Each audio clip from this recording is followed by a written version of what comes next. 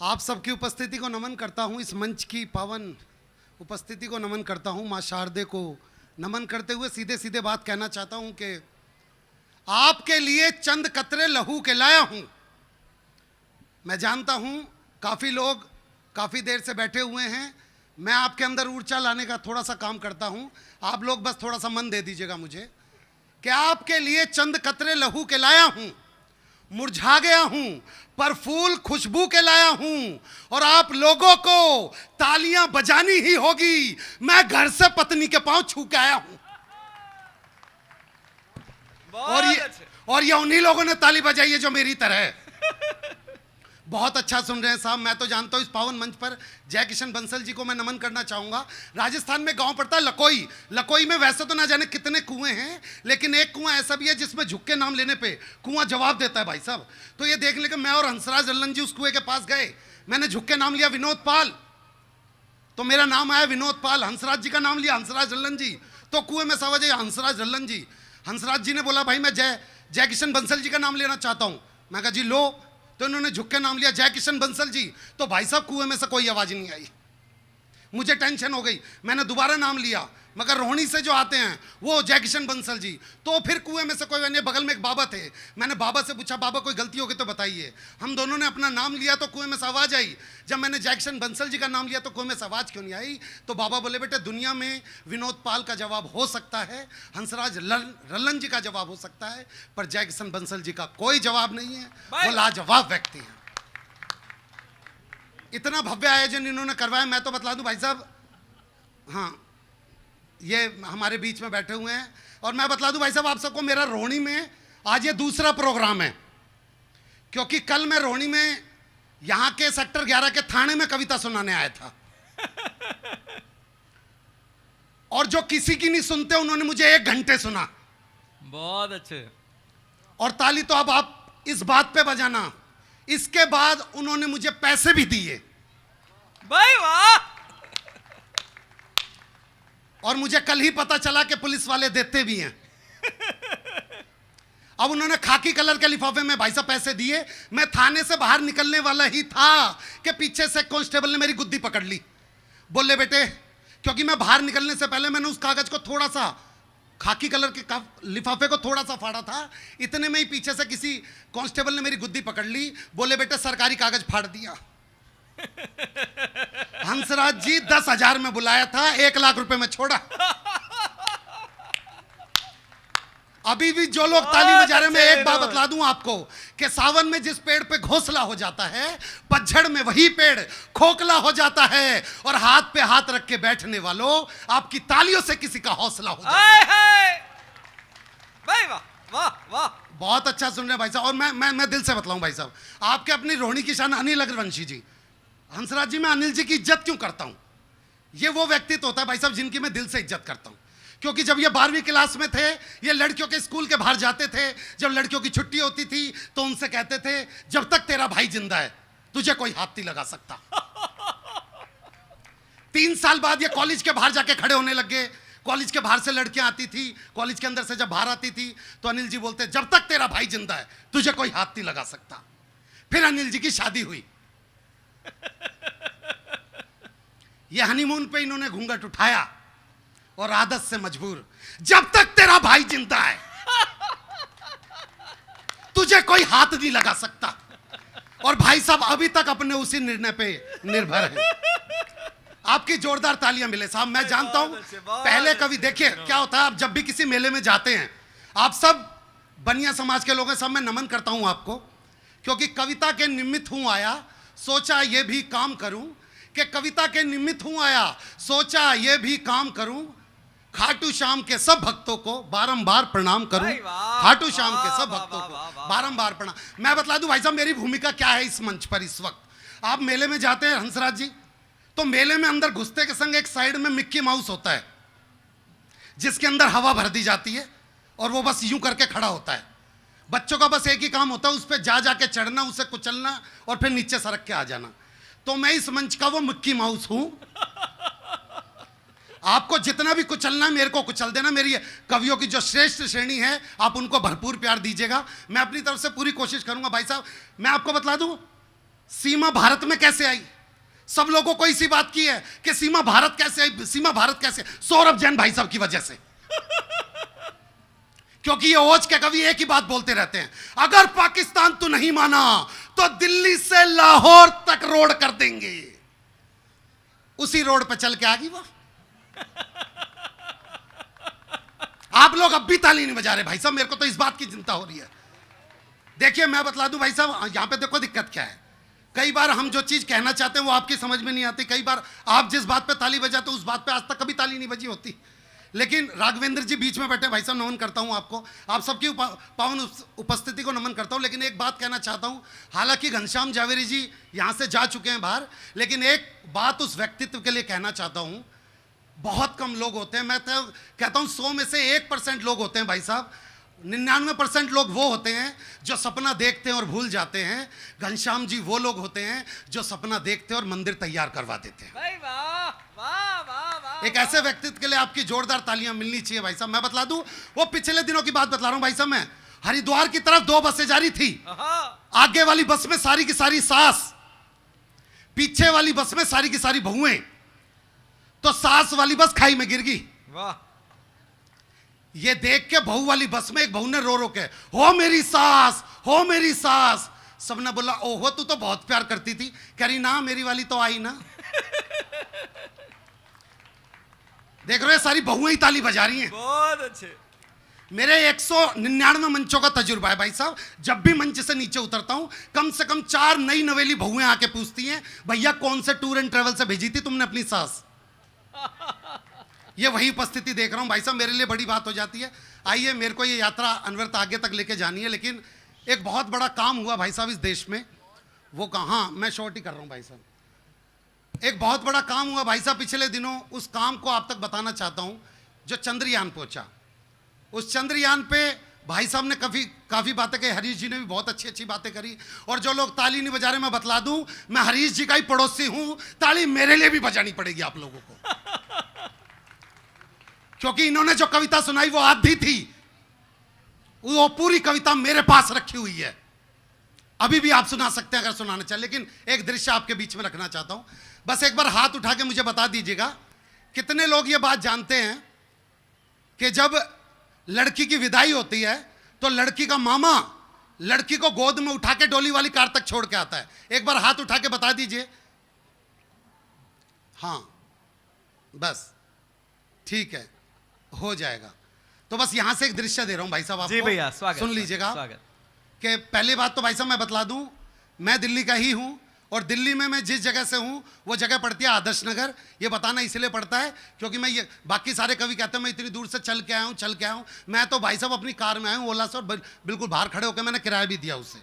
बस यहां से एक दृश्य सुन लीजिए।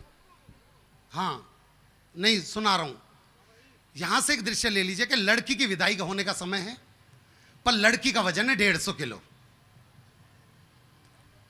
जिसने नहीं सुना वो ध्यान से सुनो, लड़की का वजन है 150 किलो और लड़की का कोई सगा मामा भी नहीं है जो लड़की को लेके जा सके। तो लड़की के बाप ने कहना स्टार्ट किया, जब पंडित जी ने बोला भाई जजमान लड़की को लेके जाओ, तो लड़की के बाप, अब कोई सगा मामा तो था नहीं, तो लड़की के बाप ने इधर उधर के लोगों के नाम लिए जो गांव के थे। बेटे राजेश चेतन, बेटे अब राजेश जी तो बचपन से उसके संग स्टापुर खेलते आ रहे हैं। राजेश जी को तो पता था ये स्टापुर पे कूदती थी, स्टापुर चकनाचूर करके रख देती थी। तो जैसे बोला बेटा राजेश उठाइयो, तो राजेश जी एकदम, भाई मेरा तो पथरी का ऑपरेशन हुआ है, झुकूंगा तो पथरी फट के। अच्छा ठीक है कोई बात नहीं। बेटे अनिल अग्रवंशी, बेटा आइयो। अनिल जी 150 किलो के चक्कर में ये भूल गए मैं आदमी हूं या औरत हूं। तो जैसे इनसे बोला बेटा अनिल उठाइयो, अनिल जी मेरा तो 7वां महीना चल रहा है तेरा? अच्छा ठीक। अब ऐसे में भाई साहब पीछे एक 40 किलो का बंदा खड़ा हुआ था, उसे पता ही नहीं वहां पे क्या बातें चल रही है। वो सबसे कह रहा बाबूजी मेरे लायक कोई काम हो तो बताना, बाबूजी मेरे लायक कोई काम हो तो बताना। तो पीछे वालों ने बोला बेटा यहाँ पे काम नहीं है, तू आगे चला जा, आगे काम होगा। वो बेचारा पूछते पूछते बाबूजी मेरे लायक कोई काम हो तो बताना, मेरे लायक कोई काम हो तो बताना, कहते कहते लड़की के बाप तक आ गया। कह रहा बाबूजी मेरे लायक कोई काम हो तो बताना। अब काम तो उसका अंदर इंतजार कर रहा था। बोला जा छुटकी को लेके जा। अब उसने छुटकी देखी, कह रहा कहाँ अंकल जी, यहां पे।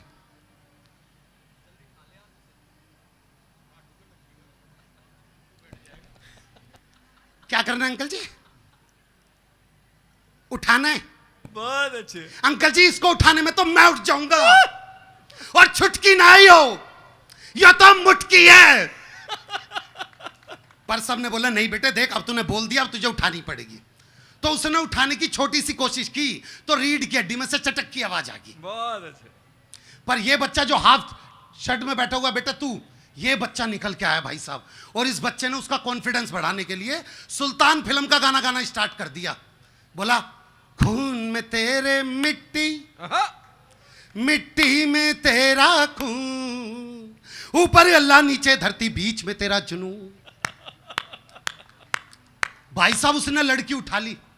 पर दृश्य नंबर 3, उस घर का आंगन इतना ही बड़ा था जितना यहां से लेके बाहर की पार्किंग। वो आधे रास्ते तक ही लड़की को लेके पहुंचा था कि लड़की के मन में तभी मां के प्रति प्यार जग गया। वो उसकी गोद से उतर के मां के पास भाग के आ गई। लड़की का बाप बोला जा लेके आ। कर लेके आ मतलब? ये इस वाले गेट तक तो ले आया था। कह रहे दोबारा से उठा। उसने दोबारा उठाने की कोशिश की, नहीं उठ रही। अब की बार इस बच्चे ने गाना बदल दिया, मेरी जंग फिल्म का, जीत जाएंगे हम। अब जिसने उठा रखे उसकी आवाज,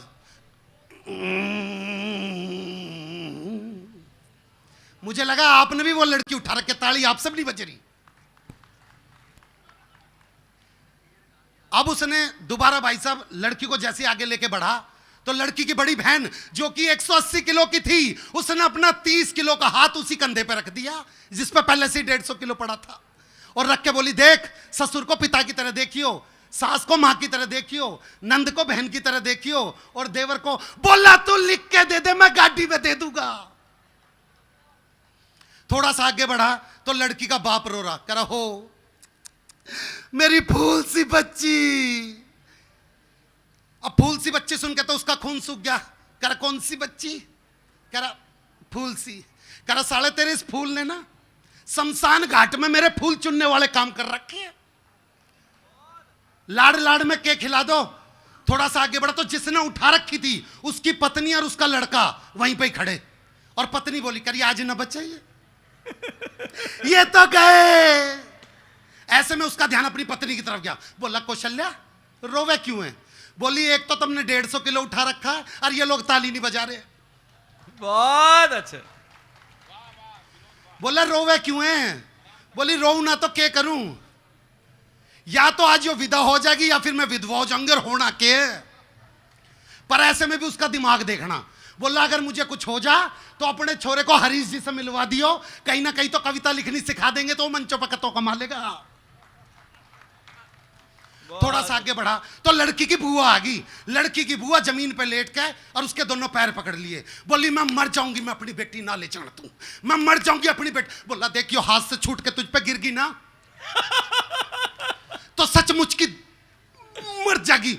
बुआ साइड में खड़ी होगी। थोड़ा सा आगे बढ़ा तो एक पंडित जी आए। बोला जजमान मुझे लग रहा है इस लड़की को उठाने में बहुत ज्यादा कष्ट भोग रहे हैं। बोला मैं हनुमान चालीसा पढ़ देता हूं, बिल्कुल गेट तक पहुंच जाएंगे। वो बोला भाई महामृत्युंजय का जा पाता हो तो पढ़ते एक बार। अब वो बिल्कुल गेट तक पहुंच गया, उसे डोली वाली कार दिखाई दे रही है, उसकी आंखों में चमक के बस अब तो लड़की उतरने वाली है। इतने में से फिर पीछे से किसी ने आवाज लगा दी, अरे भाई लड़की की दादी लड़की को कुछ कहना चाह रही है। कह रहा भाई मेरी सुपारी उपारी ले रखी है के? अब लड़की की दादी को 2 बंदे तो पकड़ के लाए। लड़की की दादी ने बोलना स्टार्ट किया, कह रहा भैया क्या कह रही है यू? कह रहा भैया बुजुर्ग हो रहा था, सांस फूल रही है। कह रहा सालों किसी की सांस उखड़ भी तो रही है। अब दादी ने रोना स्टार्ट किया। पहले की दादियां एक लाइन बोल के लड़की विदा करा देती थी, हो मेरी चिड़िया उड़ गई रे, ओ मेरी चिड़िया। बोला किसी के तोते भी तो उड़ा रही है। बहुत अच्छे। अब वो डोली वाली कार तक बिल्कुल ठीक ठाक पहुंच गया। उसने ड्राइवर से बोला भाई जल्दी से गाड़ी खोल। वो कह रहा अंकल जी यो गाड़ी नहीं है, 6 गाड़ी छोड़ के। वो किसी तरीके से 6ठी गाड़ी तक पहुंचा। उसके ड्राइवर से बोला भाई जल्दी से दरवाजा खोल। उसका ड्राइवर अंकल जी वो मजाक कर रहा वही गाड़ी थी। वो फिर दोबारा उसी गाड़ी पे आया। उसने जैसी गाड़ी में लड़की को बिठाया, गाड़ी का पिछला टायर पंचर। लड़की का बाप बोल रहे निकाल, कर निकाल मतलब अंकल जी ये तो ठुस्सी बहुत मुश्किल से है, पर किसी तरीके से गाड़ी कटवाई गई। लड़की जेसीबी पे विदा हुई। अगले ने चैन की सांस ली। पर आप सब जानते हो हरियाणा वालों, लड़की के बाप ने बोला बेटे चैन की सांस क्यों ले रहा है, अभी तो गांव का एक चक्कर करके फिर घर में जाएगी, तुझे फिर लेके आना पड़ेगा। आइए दोस्तों, एक बात कहना चाहता हूं, ये सब कवियों ने एक मिशन पे ला रखा है। बस ये 4 पंक्तियां देके जा रहा हूं इन बच्चियों के लिए जो छोटी छोटी बच्चियां देख रहा हूं। हम कवियों ने एक मिशन बनाया हुआ, एक गुड़िया के 35 टुकड़े मिले भाई साहब। उसके बाद मेरे अंदर मेरे गुरु ने कहा विनोद तेरे जीवन में जो 4 पंक्तियां तूने लिखी है अपने जीवन की सर्वश्रेष्ठ लिखी है, मैं अपने जीवन का सबसे सर्वश्रेष्ठ लिख के अपनी जगह लूंगा भाई साहब। इन बच्चियों के नाम ये पंक्तियां, इनके माँ बाप इन बच्चियों तक ये पंक्तियां पहुंचाएं, जितनी भी प्यारी प्यारी बच्चियां बैठी हुई हैं। इन बच्चियों को बस ये 4 पंक्तियां देके जाना चाहता हूं कि सुंदर सपन सलोने चुनना, बुरे ख्वाब को मत चुनना। हाँ ये जितनी बच्चियां बैठी हुई है बस ये 4 पंक्तियां अपने जीवन में रख लेना बेटा। सुंदर सपन सलोने चुनना, बुरे ख्वाब को मत चुनना, और खोदे जो पहचान तुम्हारी उस नकाब को मत चुनना। मेरी बच्चियों इन 4 पंक्तियों को सदा याद रखना। तुम रवि सूर्य दिनकर को चुनना, आफताब को मत चुनना। अरे वाह, रवि सूर्य वाह। दिनकर को चुनना, आफताब को मत चुनना।